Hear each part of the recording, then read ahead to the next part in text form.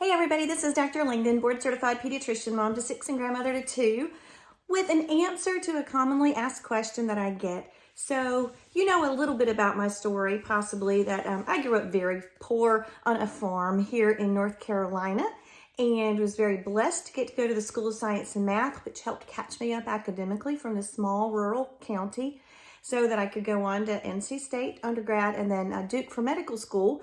Thanks to the generosity of the Fuller Foundation, I was able to attend on a full scholarship. And that's a huge praise and a huge blessing. And then I completed my pediatric residency training at the University of Virginia. So I am trained as what we call an allopathic physician. That means I graduated with an MD, is the graduate degree that I got from Duke Med School. The commonly asked question I get is, what is the difference between an osteopathic doctor, a DO, and an MD? So DO stands for Doctor of Osteopathy. So they're an osteopathically trained physician, whereas I was an allopathically trained physician. And now, ironically, I am the clinical chair of pediatrics at an osteopathic school. And so I think I can begin to answer some of the differences. The main answer is there's not a lot of difference. The path to becoming a DO is practically identical to the path of becoming an MD. They take the same entrance test, the Medical College Admission Test, or MCAT. Their scores are used to stratify them as far as their academic achievements. Their science GPA is used. They go through interviews with us. I have the pleasure of interviewing many applicants, which we are still currently doing on Zoom, as I think a lot of medical schools are. So the prerequisites for going to medical school, whether for MD or DO, are identical. Help yourself stand out. Maybe consider some volunteer work. Write a great personal statement, get fabulous letters of recommendation, have a high science GPA, maybe consider some research, an international medical trip, anything that can set you apart, anything that you've done that's given you experience within the medical field, even if it's being a scribe, that really can help sort of orient you to the medical field and show us that you know what you're getting yourself into. And then when the students decide where to apply, that's really up to them and what they most prefer. The main emphasis of osteopathic training is that we want to teach our students to approach patients with the idea of their entire mind, body, and spirit, not just a specific diagnosis or a specific body system. Even though they are taught all the very same things in medical school that MD students are taught as well. They just get a little extra. And so I have not been trained yet in osteopathic manipulative medicine or osteopathic medical treatments, OMTs, but I would love to one day. And one of my colleagues, actually, the chair of internal medicine, has already taken some of the courses with the students. He was also allopathically trained, has an MD, so was trying to learn to catch up with some of the things that they're learning, which is really neat. Now, osteopathic students do have an analogous system of board exams to take. So the board exams I would have taken way back when were Step 1 USMLE, United States Medical Licensing Exam, and that for normal schools, I might have told you Duke's structured differently. We do all of our basic sciences in the first year, so then we do second year clinical, third year research, fourth year clinical.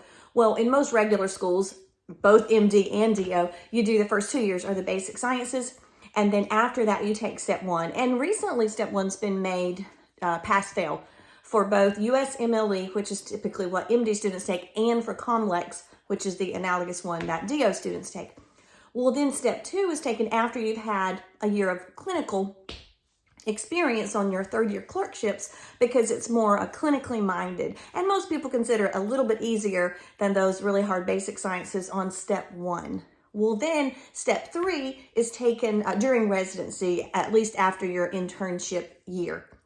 So they both have Steps 1, 2, and 3. In fact, some of our DO students will take not only the COMLEX, but also the USMLE. And maybe they feel that might make them a little bit more competitive. I should tell you this too, the residency programs are exactly the same ones. So we just had match and very, very blessed and lots of praises all around that our students did very well.